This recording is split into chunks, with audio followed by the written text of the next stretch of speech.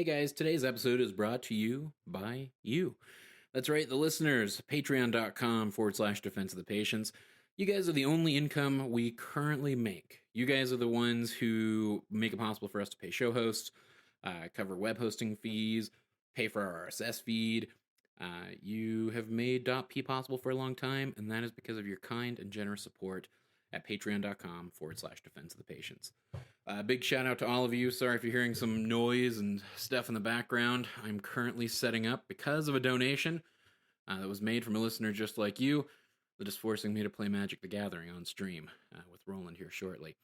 And as part of that effort, Roland tore down the mics and used the mic stands as camera stands, which has left me holding the microphone like a fool, like some third-rate operation. But regardless, I bring to you today's, I offer you this one-on-one with none other than Black. Black was, we met him once at TI 5 or 6. He was ultra nice. He was a really great guy. And this interview is just everything you'd expect. He's charming. He was open and willing to talk about anything and everything, and I really appreciated it. He had some pretty valuable insight into just kind of Dota's evolution into professionalism, esports, how players behave. Just a ton of really cool insight from somebody who's definitely been all over in the Dota community. You can find him at BlackDota2 on Twitter or twitch.tv/BlackDotaTV. So, without further ado, here's the show. You are listening to a DotP One-on-One. Pyrian Flax, welcome to the show, sir. Hello. That is Casey Atchison. Welcome to the show, Casey. Hello, thank you for having me. Welcome, Sunfan. Hello, friends. It's been a long time. Mott, welcome to the show. Thank you for having me once again. Very excited to be here. Austin, Capitalist Walsh. Welcome to the show, Cap. Thank you very much, man. It's good to be back. Special guest, Sir Action Slacks. How you doing, sir? I'm doing fantastic. Thank you for having me. Hey, everybody, and welcome to another DotP One-on-One. As usual, I'm Cyphus, and today I'm very excited. Our guest today is a pro player. He's an analyst, a man with a great history in the game of Dota 2, and that is Dominik Reitmeier. You guys know him as Black. Did I say your last name right, Black? Yeah, that was actually one of the better pronunciations that I've heard. Well, all right. My German is it's going places. Then is what you're saying. Oh yeah, but you have a long way to go. German is pretty difficult. Yeah.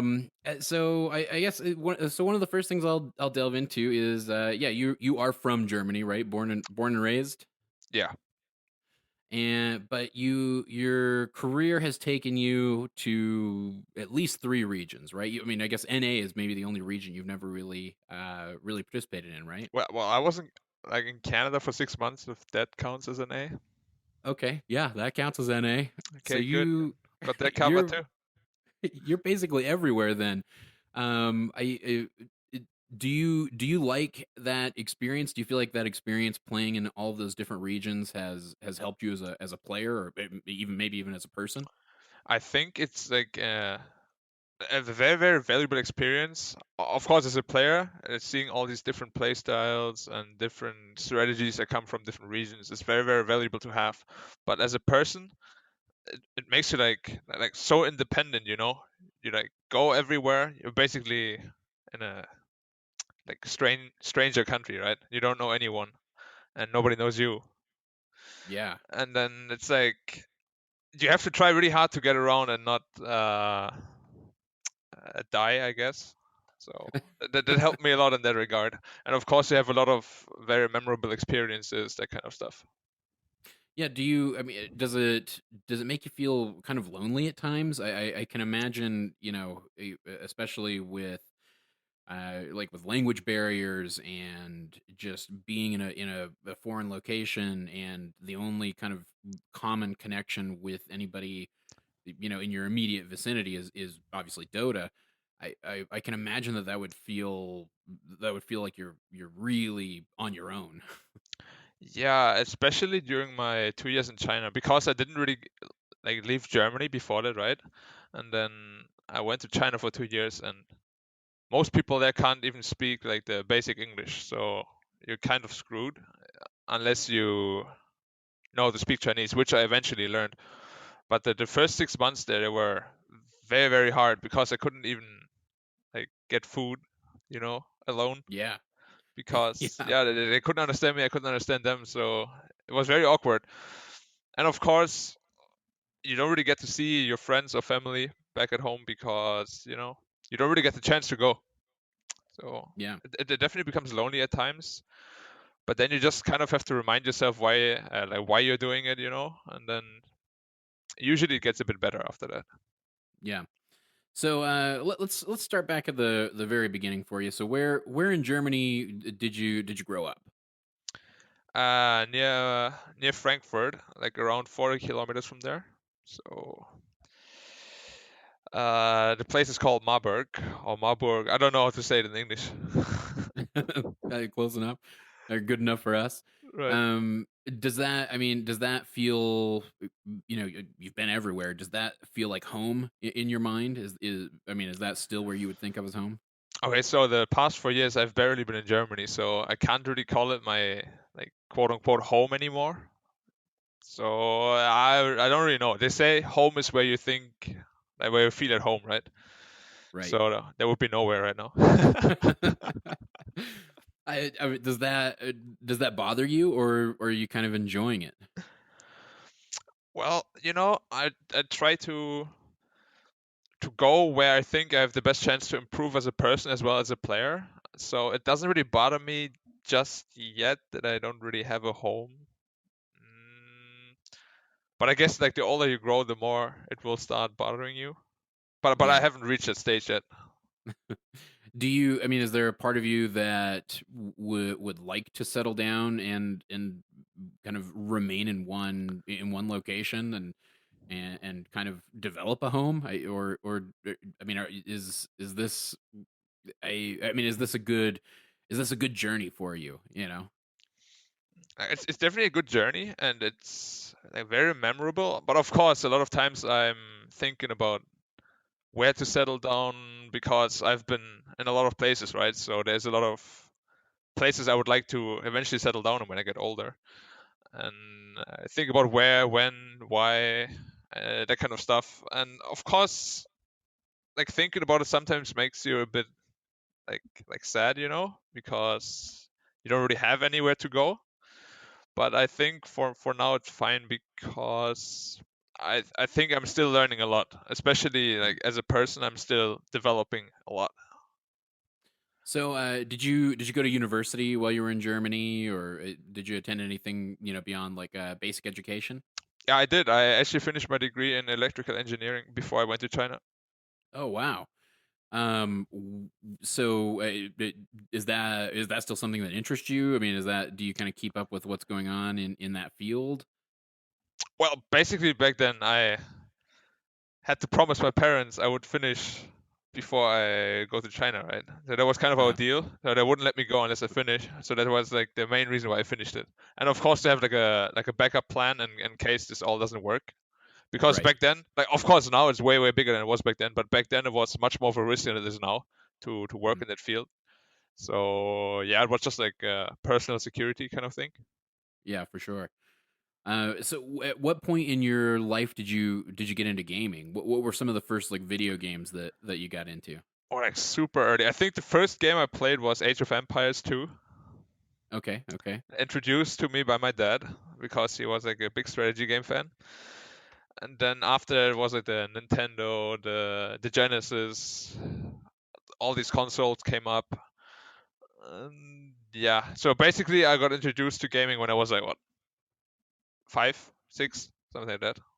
Wow.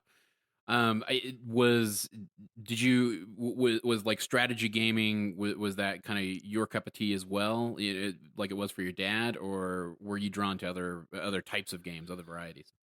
I think I'm a bit weird when it comes to games. So I'm a big strategy game fan, but most games with strategization, like I really like StarCraft and Warcraft, but then they're like, what's another strategy game that's really popular?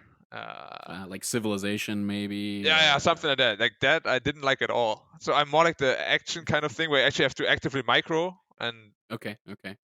yeah, like I don't know. I guess I just find it boring if you have to think too much and can't just beat them up.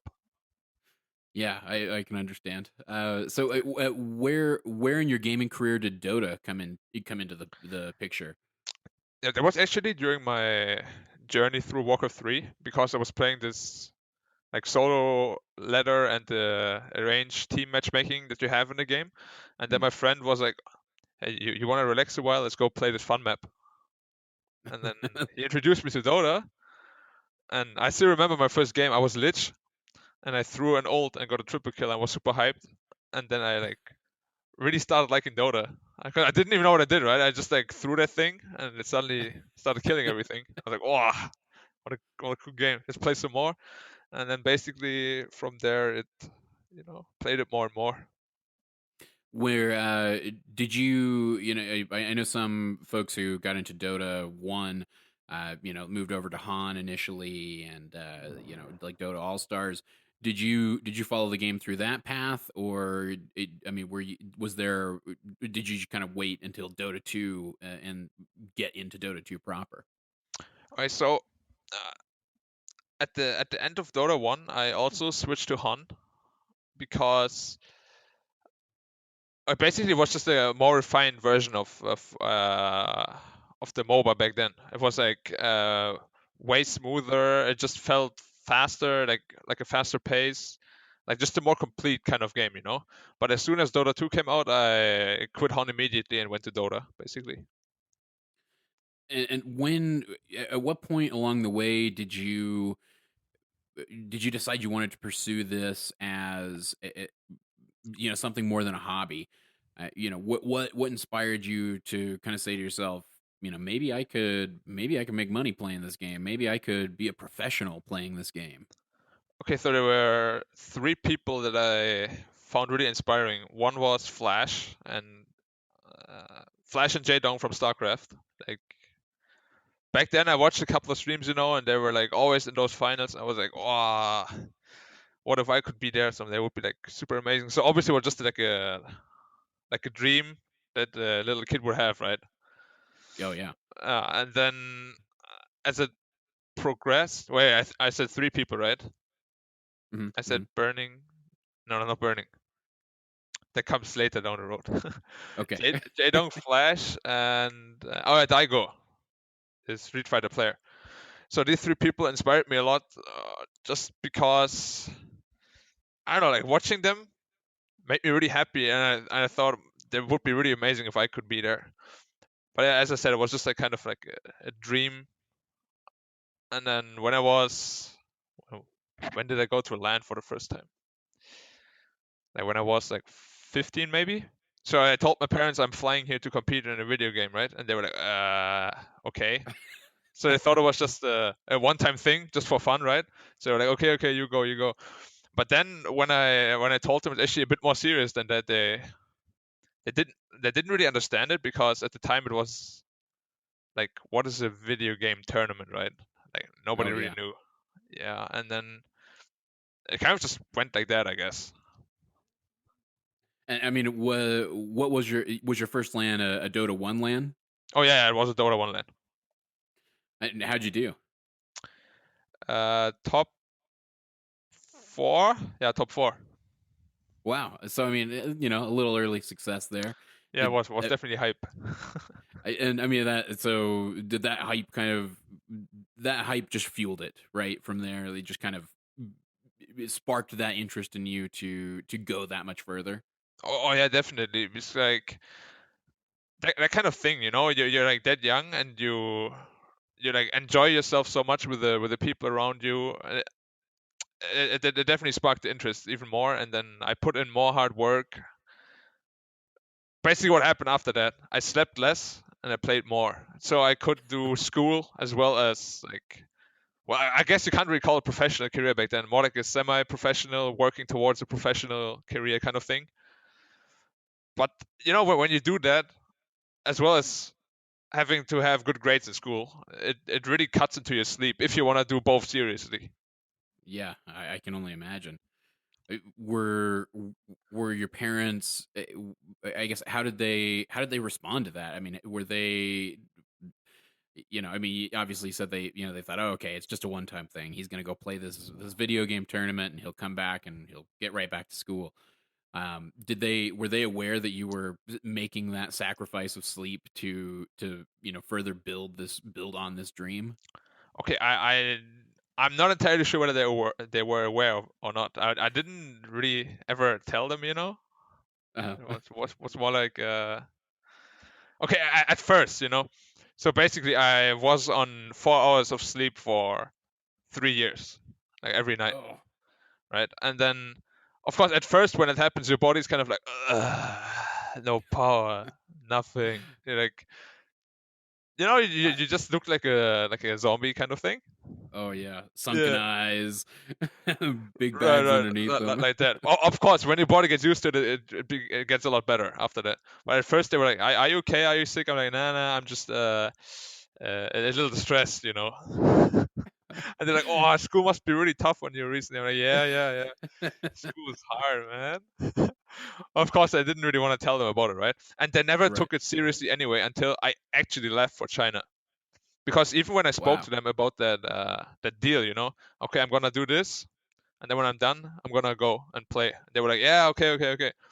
But obviously they were not very serious, and they didn't think I was serious either, right? So when I actually said, "Okay, so I kept my part of the deal, right? So I'm leaving now," and they're like, "Wait, what?" Right? And then it was a super funny situation back then. Oh. I mean, have they? Obviously, you've gone on to do great things with that. So you've somewhat kind of at least proven that the work was worth it or the sacrifice was worth it. And I know they did a player profile of you at Kiev, and I know that your dad passed away from cancer. Um, at what point in your career did that happen? Where were you at as a pro player when your dad passed? Well, that was shortly before China. So when was it? Like half a year before I went to China. Yeah, half a year before I went to China. So, I mean, obviously he didn't get to see what it kind of blossomed into. Right. But does that kind of does it bug you? I mean, do you wish he'd been around to? I mean, obviously you wish he was still around, but I mean, do you? I guess how I can't imagine what the emotions are kind of around that. For me, I feel like I would be wishing every day that he was there to see what I did, to see that I did it, that like I made good on that promise. I mean, does he factor into your thoughts a lot, throughout playing the game? Definitely. I think up to date, he is still the biggest motivation I've gotten. So basically whenever I start to feel a bit weaker or think about giving up or anything like that, then he just comes to mind, and I draw my strength from that. What does your mom think? Has she obviously you've played in a ton of major events. Has she come to see the events, to watch? Does she understand at all what's going on? Okay, so at first she wasn't really supportive with it at all. Like same as my brother, they were both like, it doesn't really sound, because they never really tried to understand it, right? So they weren't really supportive at first. Just like recently, maybe the past 6 months, they've kind of been more accepting about it. But I don't think they really wanna support me with it, But it's more like I'm doing it anyway, whether they want to or not. So they might as well just accept it and support me, that kind of thing, But it's not like they really want me to do it. But I think that's mainly because they haven't really researched or anything like that. Although my brother messaged me 3 months ago, right? He was like, "Wow, I just googled you, man. There's so many pictures of you. I didn't even know it was like that." I'm like, okay. That was very awkward, Yeah. I mean, they surely they see you up there on the panels and doing that kind of work. I can't imagine. I can't imagine them looking at you doing that and not realizing maybe the depth of what the scene is, of what you've become a part of, and in some ways become a huge part of. And does it bug you that they don't get that, or does it hurt the relationship? I mean, does that make interacting with them tough? I mean, it definitely hurts the relationship because, I mean, basically back then the choice was, right? Well, before I left to China, so because as I said, they didn't think I was serious, and when they realized I was, they were like, "All right, so you have two choices. It's either you go there and you don't come back, or you stay here and go to uni, like how we wanted it to happen, right?" Well, obviously I chose the going to China thing. So ever since then, it was a bit like awkward, Mhm.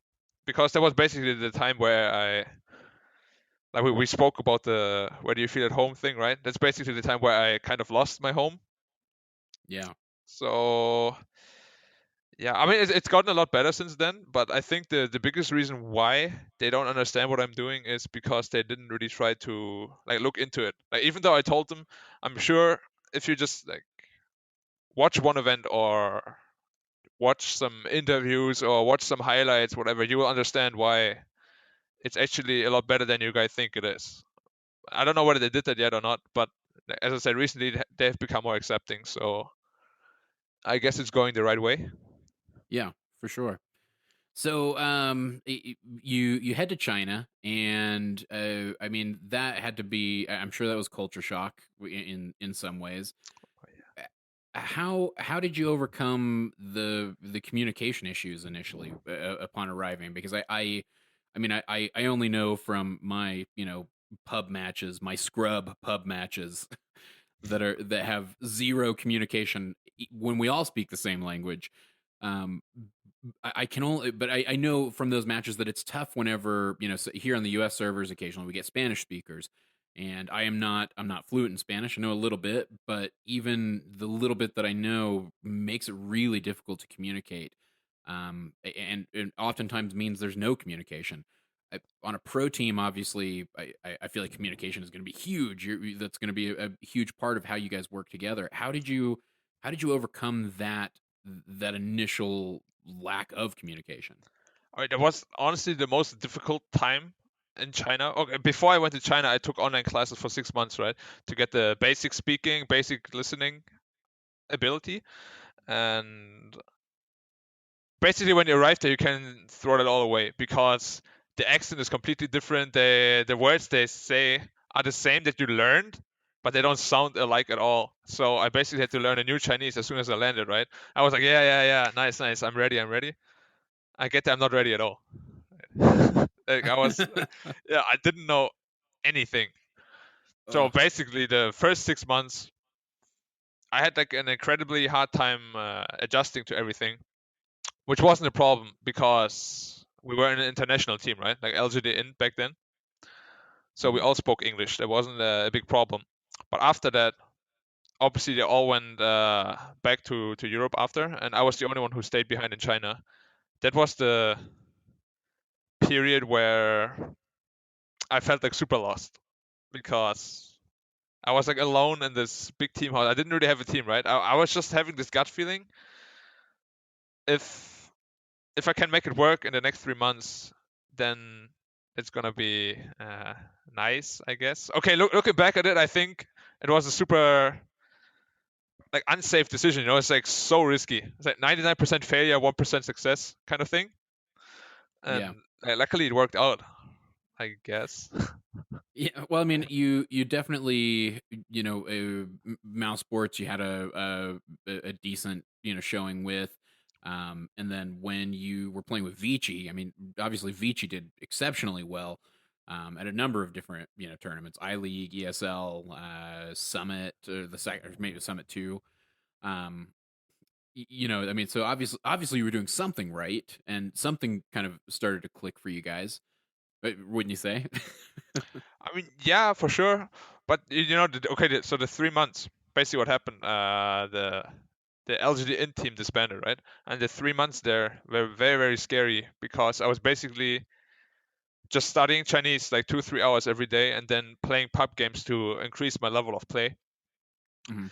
And then one day, Burning fell sick, right? The old TK team, the All-Star team. Mhm. Yeah, and then they asked me to play stand-in for Burning, right? Because obviously you meet a lot of these players in pub, like on a daily basis. And they were like, you want to play Burning is sick? I was like, wow. So I kind of felt like that's my chance for a breakthrough, right? Yeah. And then we played. Obviously we lost, but I had like an incredibly good game, and everyone was like, "Oh, he can actually compete at that level." And then right after that, I've gotten offers from like a couple of Chinese teams. I mean, obviously not tier 1 teams, so more like tier 2. Yeah. And then Team CIS asked me to basically lead them because they had like 4 really really talented individually skilled players, and they lacked like a leader with a lot of game experience. So they asked me to lead them, which at the time was also very, very difficult because I obviously not very fluent in Chinese at the time, right? So Mhm. they're asking me to lead them. I was like, okay, I'll try my best. But then it actually worked out somehow, and we qualified to play at TI. So that was like a really big breakthrough for me in China because all these like big names, RTK, Burning, all those, they were like, "Oh, congratulations, well done." I'm like, yeah. I mean, and after TI, obviously at TI it didn't really work out. We lost in the wild cards, but then after TI, I got the chance to play in VG, and that was like basically the all-time high of my career. Do you do you miss that, or do you miss being in any of the regions? I mean, was there a region where obviously, Vici started doing super well, and you were a big part of that. Um, uh, so clearly, like, things were kind of going well, at least from a Dota perspective there. I mean, do you miss any of these regions, and or would you ever go back to any of those regions to start playing again? I think I miss China the most because training there was very like it was very very good training. Like you train with a goal, and like a lot of times it happens that you just practice, but you don't actually know what you're practicing or what you're practicing for. And in China, it was always a very clear goal. We want to practice this, and we want to have this mastered by X time. So I felt the training there was really structured and very very easy to get along with, and very very useful too, because you always knew what you were doing basically, which is not always the case outside of Yeah. China, I think. At least from what I'm experiencing now and have been experiencing in the past. So, speaking of communication, so I think it was back around like it was before TI3. I want to say when you were with Mouse Sports, Yeah. the first time, and you guys. So, recently all the VP players, Virtus Pro, out of Kiev. There's a lot of controversy kind of surrounding their team comms, at True Sight, or on that episode of True Sight. And you guys kind of went through something not quite as bad as as what VP is kind of dealing with, but there was some backlash because of team comms that were broadcasted for you guys on Mouse Sports. Um, looking keeping that in mind, looking at like what's going on with Virtus Pro, um, do you feel like the backlash that they're getting is fair, or do you think that it's kind of regretful that maybe team comms were broadcast for them? Okay, personally, I know like all of them, and they're really, really nice people. And I think they were portrayed in a pretty bad light. Like it kind of looked like they wanted to do the good boy, bad boy thing, Yeah, Like OG yeah, was like overly positive and VP was like overly negative. I'm pretty sure they just like cut it that way because both teams, okay, every team, there's always negative and positive because there's a lot of stress, a lot of like things that just happen in the spur of a moment, and you will get angry at your teammates. Your teammates will get angry at you, but you will also be very happy together. Like all these emotions always come together, and I'm sure it was just like cut that way because, as I said, I know pretty much all of the players, like all 10 players in the grand final personally. And like VP, they're not bad guys for sure. So I guess it might be a bit regretful if people don't know them. They might actually think that they're just these like, because Russians in Dota in general have like a very like negative reputation, I would say. Yeah. Which I'm not sure why, but yeah. The internet. That's what I blame everything on, is the internet. Yeah, well, I mean, yeah, of course, it's the internet. I actually don't know how it came to pass that like Russians are the bad guys, But in their particular case, if you don't know them, I guess it could kind of make them look bad, which is a bit like unfair to think about it like that. But I mean, what can you really say about it, right? Yeah. I think you had to agree to get recorded like that, and if they agree to it, then Yeah. I mean, I completely get where you're coming from there. Did you, when you saw kind of that controversy, springing up, did you have flashbacks to the TI, the backlash that you guys were getting for your team comms? I mean, yeah, it was very similar, right? Because the bad parts were recorded while the good parts were not, and so you all actually just look really like bad mannered, very, very, very ill-advised way of speaking, that kind of thing. And of course, it's like a bit annoying to think about, but the people that know you, they know you're not like that. Yeah. And like Right. the important people. Well, and you would think with Dota players, especially with viewers of Dota matches and people watching this kind of stuff that are obviously playing pub matches. I mean, you hear worse in your own pubs, It's way worse. Yeah. Yeah, it's you know that this is happening in Dota, and for a team that's working together, day in and day out, and trying to develop this dynamic. I'm glad that you said what you did, because it does make sense. Like, yeah, you're gonna have good and bad moments in everything. That's how people are. Yeah, it's just like emotions, right? Like suddenly you just feel that way, and you're like, ah. And Yeah, then the and other you- moment you're like, yeah, nice job, well done, well done. Yeah. It's not only in Dota, right? It's even in football. Like a good example is Oliver Kahn, the German goalkeeper. When his defense fucked up, right, he would just like scream at them, like sometimes even like hit them on the head a bit, like what the heck are you doing? Bush. But when they do a good job, he would also be like, yeah, like cheer for them, I mean, I think it's very, very normal, like these kind of emotions, and especially in competition, everyone has it. Everyone has it. Yeah, Good absolutely. moments, bad moments, it's always gonna be there, because you care so much, right?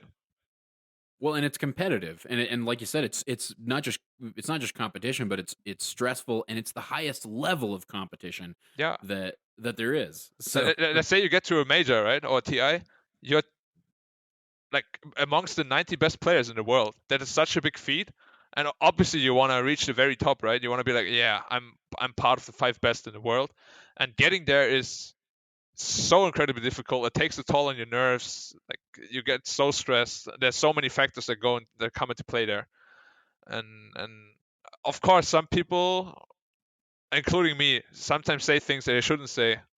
But it's like being stressed is not an excuse, but it's just sometimes you get just overwhelmed with emotions and it just comes out the wrong way. And then usually later you just have like a heart-to-heart talk and you solve it. And it's pretty much how it works, I guess. yeah, and of course, you're never going to see that, right? You're never going to see that heart to heart afterwards, where where you dissect what went wrong, where you talk about team comms, and try to calculate what went wrong and why, and how to overcome it the next time around. And that's the bit that we'll never see, right? That's the yeah. that's the stuff. I'm definitely sure VP had these kind of things too. They were just not included in the video. Yeah. Yeah. So recently you back in at the Manila Major, and then again at TI6, you started to do some analytical work, working on the panels. How have you liked that compared to playing? Like it was a very, very different experience, but it was mainly due to a hand injury, because at the time I had a problem with my hand for around half a year. so I couldn't compete at the time.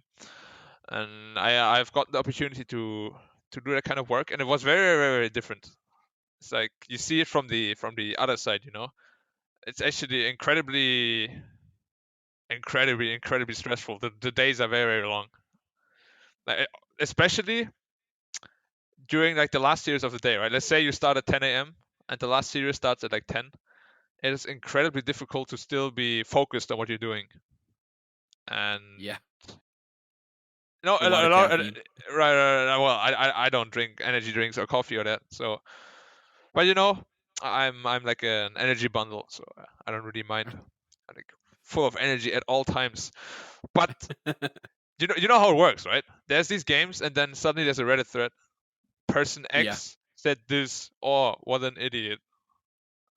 Do you realize he has been working for 12 hours already, and his brain is kind of like getting mushy? You know, I've had the same problem at the time, because you just have to stay focused the entire game. You have to watch the games. You have to analyze the games while you watch them. It's a lot of work, and you gotta cut them some slack. You know, it's very, very difficult. But of course, I think it helped me a lot. I think I improved quite a lot as a player too, because I saw it from the other side, and as a person too, of course. And well, obviously the fire inside of me was still burning brightly.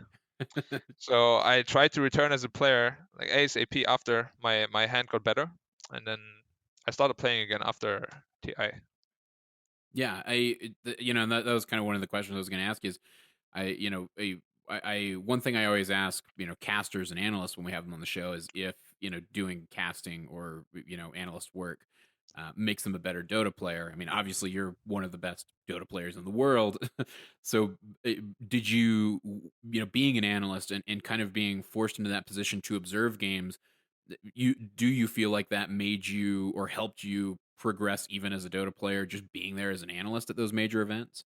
I think it helped me quite a bit because I got to understand things from a very different perspective. So I tried to bring that perspective into my new team as well. And I think it made a lot of things a lot easier because I had more knowledge than I had before. Yeah, definitely. So I would definitely think it helps quite a bit, because I also did coaching before that, and that also improved me quite a bit as a player, because it's just all this different experience that like forms one massive blob of skill. Yeah, definitely. And seeing it from different perspectives and watching different players and play styles, I can imagine, it just influences you the next time that you sit down to play as well. Yeah, it definitely does. So while you were there, was there a part of you that was kind of looking longingly at the stage, wishing that you could just trade places with somebody?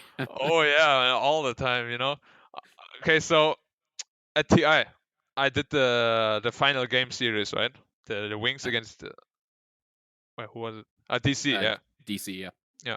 And when Wings won, right, I was like, oh man, I want to be there right now. And then you hear like the production crew in your head, right? 10 seconds, guys, 10 seconds. I'm like, oh, crap, because I kind of got lost in thought, when I was watching them. Yeah, and then we had to do like the after show thing, but like all along you already like want to be there. You want to be competing as well, and yeah. Yeah, I can imagine. So you're playing with Team Faceless now, and how are you enjoying it? I mean, okay, basically, the idea of this team was like based on friendship. Like we have 5 friends, or rather 4, and then we got Jabs, who is now our good friend. And the whole idea was that we go through the entire year together as like the team is basically based on friendship. And yeah, okay, teams like this are very, very rough, when results don't come together. Like obviously at the start we were doing like amazingly well in the C region at least, but internationally we always kind of flopped. So when results start getting bad, right, you have to think, do you prioritize friendship over your success in your career? And these kind of decisions are very, very tough to make, because a lot of people may it be in Dota, may it be in real sports, any kind of competition.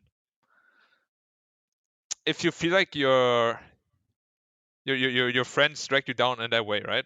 You have to make a decision whether you want to change players or not. So in the end, we always came to the conclusion that we're all like we trust each other enough to make it work again, you know. Like, whereas a lot of other teams would have made changes, I think we kind of just stuck together through everything. If that makes sense. Yeah, definitely. Yeah, because there were definitely times where we thought we couldn't make it with the current composition, and yeah, I don't know. I just hope it works out, I guess, because a team like this is very rare, where that like stays together for an entire year. Yeah, and you guys are going on a year. You're for like September of 2016, right? Was when the team formed. Yeah, around there. And I mean, you guys, and you have performed well. Let's see, you took second at like the ASUS SEA Cup, the first at the Pro Dota SEA tournament. And just recently fourth at the Manila Masters. Yeah. So I mean, you guys, it seems like you're headed in a positive direction. Don't you? I mean, do you guys feel that at all? Do you guys feel like maybe some momentum building? Okay, so we've recently had like a position swap between three of our players, and before that we all felt very, very like lost, not confident at all. Okay, so like we've had a lot of good results, right? But mainly only in qualifiers, and then when we go to international tournaments, we usually fall flat on our faces and get last place without sometimes even winning a game, and that takes a toll on the team morale and the way you think about whether it can even work out or not, you know. But as I said, we swapped our roles, and ever since then we've become a lot more confident, I guess, because games go much smoother. It kind of just feels like a refreshing new start, you know. And the first time we did that was at the Manila Masters, where we finally managed to overcome one of our like big nemesis teams, OG. We managed to beat them for the first time on LAN, and that was like an amazing experience, even though we just freshly came out of our role swap. So I hope, like this TI qualifier is gonna be very brutal. I just hope we can like make it out alive of the bloodbath. Yeah, I mean, and defeating OG is no small feat. That's... Oh yeah, they've been like, always how it goes. We win the first game, they proceed to completely destroy us in the next two. It always was like that. It's just like EG. Usually we do really well in the first game, and then they just completely dismantle us.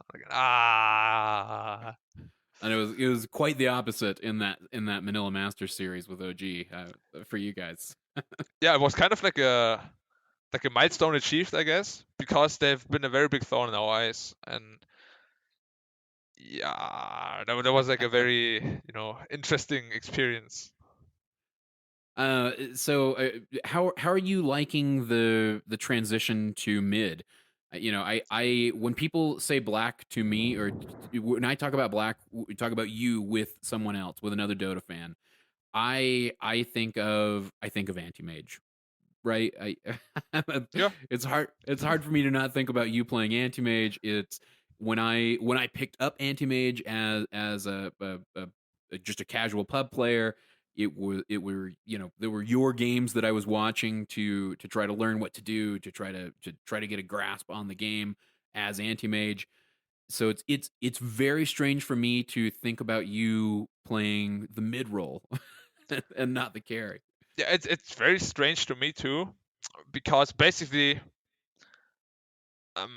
I kind of felt like I was reaching back my old form where I was like a very, very solid and stable carry player, like on a high level. And just as I thought I achieved that, right?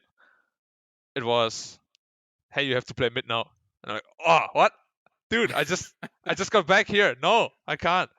Oh yeah, okay, then in the end it still ended up that way. So I kind of felt like I lost my like perk, I guess, because I really felt like I was like there again, like ready to compete with the best on my role. And then now, okay, so I have around 10, 11 years where I played almost purely carry. Sometimes I played offlane, sometimes I played mid. but not all that much, maybe like 10% in total. So basically, I have to make up for 11 years of carry experience in like 6 weeks. Like that are the expectations that I put on me. You know, I have 6 weeks to become a mid player of the same caliber as my carry, which is like difficult, damn to say the difficult. least. Yeah. And who made that call? Was that Ice who decided to make that change up? Was that like maybe a suggestion from Winter?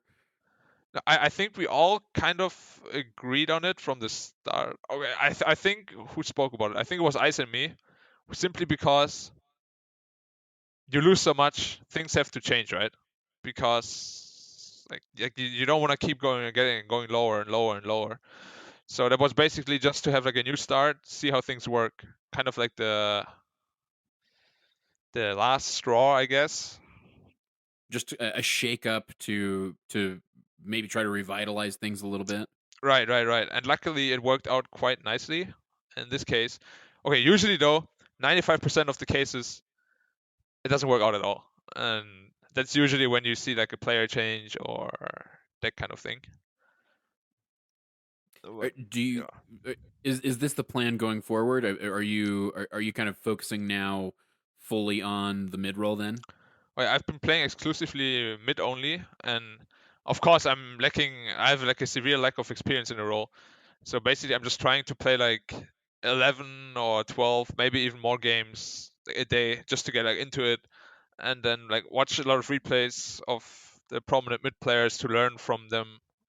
And time is very, very limited. I just hope it's gonna be enough because it's very difficult. What's the next big event that you guys have coming up that you're going to be competing in? I think. Wait, I actually think there is none before the TI qualifiers right now. Yeah. Well, we wish you the best in those upcoming qualifiers. I will be watching with bated breath. That I will need. I will need all the best. I need like all the stars aligning for me. Like help me power up. So all right. So before I let you go, I got two questions I want to ask you. One, where do you feel like the overall Dota scene is, or how would you diagnose the health of the overall Dota scene? I think it has still been steadily growing, like in terms of tournament numbers. I think I'm not too sure about the player numbers. They have kind of like stagnated, right? Is that true, or is it growing or decreasing? I've seen that the player numbers they've grown slightly, not as much as they used to, or they had like in previous years. The big thing I guess I remember reading was about Reddit seeing or at least our Dota 2 seeing a decline in the user base. Oh, right. But like the overall Dota player base is kind of like the same, right? Like growing a little bit, like little by little. Just real slight. Yeah, okay. Just like looking at the competitive scene, though, I think it's in a pretty good state. Lots of tournaments for both amateur teams and teams that have been around for a long time, like season teams. And what do I think? Okay, what I think the scene lacks the most is professionalism from the pro players themselves. I think a lot of pro players don't take it very serious in interviews and that kind of stuff. So it might be a reason why some sponsors don't actually want to get into Dota, if you know what I mean. Yeah. Yeah. So I think that's actually one of the biggest problems that we have in this scene, because a lot of people like they watch these Twitch streams, right? And then obviously, and those Twitch streams, those players just want to relax, have fun, and do like stupid stuff. But then their fans replicate that kind of attitude, and it kind of like spreads around. And then they kind of have the same behavior in interviews, which I don't think is correct, because I feel those kind of interviews, they should be somewhat professional, because in the end, sponsors are gonna watch them. They're not gonna watch like how you behave on Twitch, They're gonna watch those interviews and kind of think, which direction is this heading right now? And then if they like see a kind of like troll interview kind of thing, it might be a bit bad for the idea of the sponsor, you know. They're like, Yeah, because, do I really want to get into this if people are like that? Like how Yeah. do I attract more sponsors if I work with someone like XXX? Yeah. right. Yeah. Do I want to, do I want my company's logo being on the jersey of that Yeah. guy? Like do I want to invest money in that? Yeah, that's definitely an interesting take. From from our perspective, obviously we're a little bit different in that like we're trying to get the pro players to do interviews and chat with us and talk with us. Right. And I'll say that to an extent has kind of been our criticism of the scene as well. Like for instance, when we went to ESL1 New York in 2015 or 16, I can't remember. Yeah, what it 15. Was, but I remember that one. yeah, where Broodmother was the was the hero of the tourney. But when we flew out there, we're a small podcast even still, but we were even smaller then. We'd invested a lot of money to get out there, and the plan was, all right, we're gonna hit the ground running as press, and we'll go in and we'll interview a bunch of players. And the first word that we got there upon arriving was, oh, the players won't be doing interviews. Yeah. And we were like, well, yeah, like a lot of players have that problem. They actually don't want to do any advertisements, that kind of thing. You have. I just realized I'm saying that kind of thing a lot. I need to cut down on that. Okay, the players, I think they don't realize yet what it really means to be under big, like, sponsored name. Let's just take FC Bayern Munich. If they behave like we behave, they would get fired already. Like, they would be out of the team. It's like not acceptable. And I think if we can grow in that aspect, we have like a very rosy future ahead of us. Yeah, definitely. Because that's what I actually think is holding us like back the most. I like the scene as a whole. Yeah, I completely agree. I for one am kind of a fan of the way that at least I feel like Valve stepping in and doing the major system has been kind of a push towards more professionalism in the scene overall. Yeah, I would agree. And I feel like it's been replicated in most, I'd say most of the other big tournaments throughout the year. With a few exceptions that have like I like what Moonduck does with like elimination mode and that kind of stuff. Those are fun, goofy tournaments, and they're meant to be goofy. They're meant to not be the serious kind of a tournament. But for the most part, I feel like it has been going that professional route. But it's strange that there is it sounds like you're saying there is almost a pushback from the pro side of things, and for us, I always feel like I'm seeing a big pushback from the community on that, or at least a portion of the community, for some reason doesn't like the idea of Dota becoming overly professional. And my comment to them is always, hey, if the more professional Dota gets and the more money that gets sunk into Dota, the more longevity this scene has, the further it can go, and the more the more blacks we can have, the more the more PPDs we can have, the more upcoming talent we can foster. Just I don't know. I guess I'm with you. I don't get why there's a pushback against moving towards that professionalism. Yeah, I like Dota can't survive without it, can it? Like, you have to be somewhat professional to attract. Like, whether we like it or not, money plays a very big part in everything. Like in all these sports, all these esports. And if you don't want to be professional about it, then who would want to really invest money into it? Because in the end, it's entertainment. Yeah, but absolutely. Like it's very hard to find like a middle ground, because, as I said, it's entertainment, but at the same time, for the sponsors, it's not entertainment, it's business. So you have to like find a good middle path. Yeah, for sure. Which is very difficult, because all these people that get into it usually have like very professional like people with them that kind of teach them all these things. They're managers, they're like, who are these people called to take care of the public players? Relations, PR? Yeah, exactly, like PR relations people. and esports is very rare. Some people, some teams have it, but it's very rare.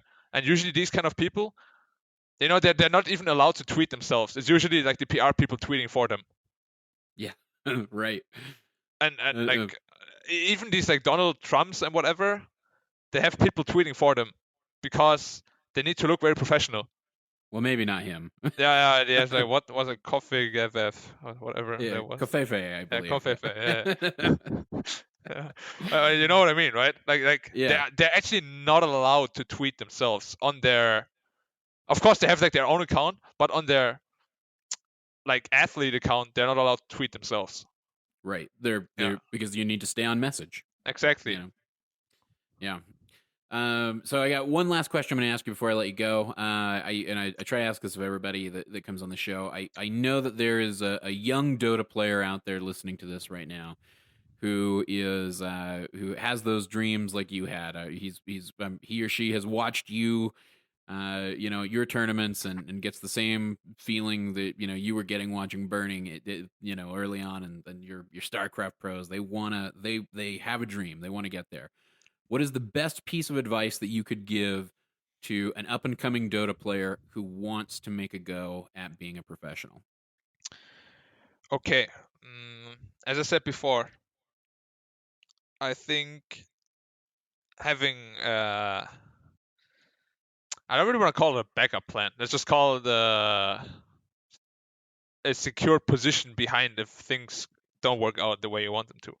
That's why I think having like at least finish your high school is very important, I think, so you can get into university if need may be there. Yeah.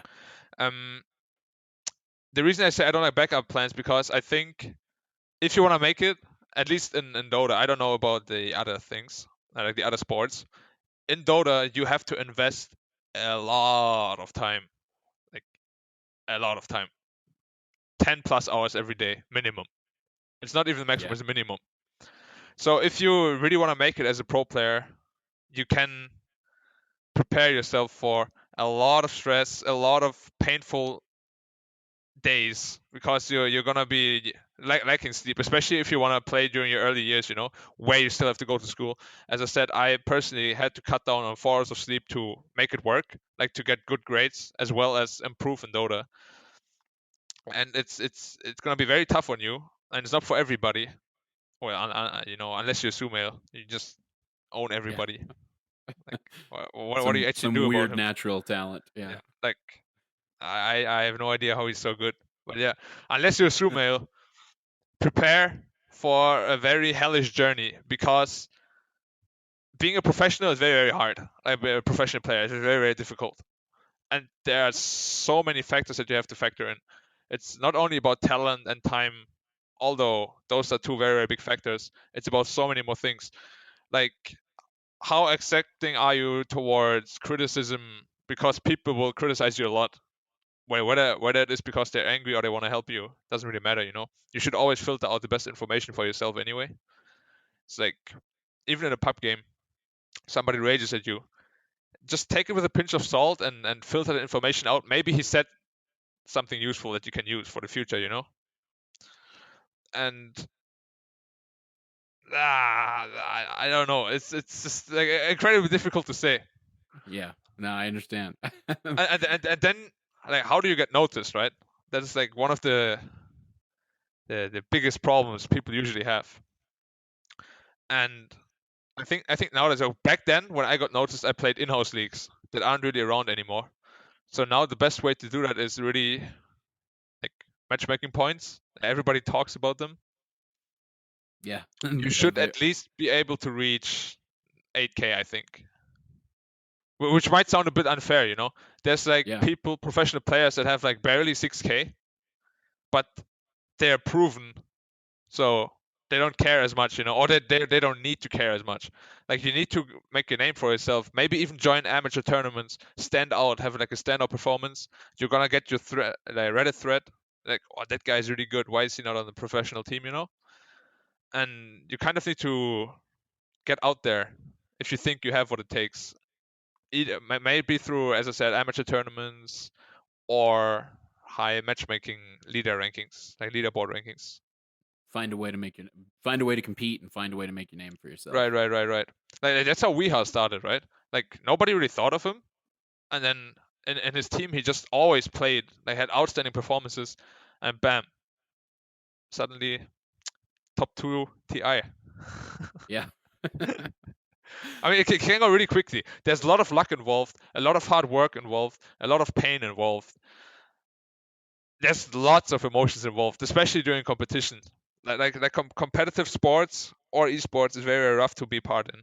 And I think you don't really know whether it is for you or not unless you actually get the chance to compete. So I encourage everybody to at least try to get to a LAN and see how it is, because a lot of people actually just back down after a LAN because it is very, very tough mentally and physically as well.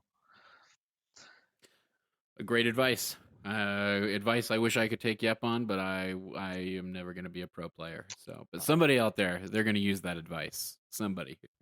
Well, I hope to meet that somebody eventually. I think. Yeah, they'll see you on the battlefield.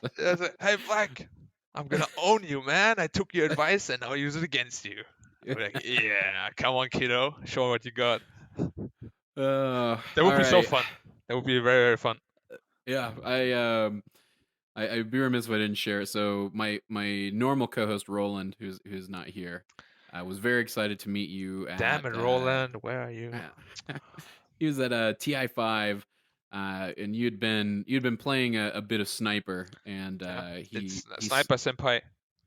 Yeah, he's sniper battled you from a distance, and I think he told you something along the lines of, I've started winning playing sniper because I watched you play sniper, and now I have taken those victories, and I'm winning now because of that. And I believe you told him that yes, you just looked at him very seriously and said, yes, you are my sniper disciple, and every victory you achieve makes me stronger. Yeah, but I mean, I meant that too, because at the time I was a very evil sniper spammer. So every victory he achieved in my name made me that much more evil. He thoroughly enjoyed that, and he tells that story quite a bit. So no. Good times, all right. man. Good times. Yeah, thank you so much for coming on the show, Black. We appreciate it. Thanks for having me. Yeah, this has been great. It's been a blast. If you guys want to find Black, follow him on Twitter at BlackDota2. You can find him on Twitch, twitch.tv/BlackDotaTV. And look him up on Facebook. It's Dominik Black Reitmeier. I almost screwed it up. Whew, good recovery.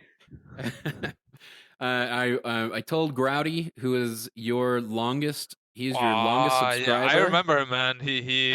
We've had good Twitter conversations. Yes, he is. He's actually running our in-house league right now. He's one of the investors behind this podcast.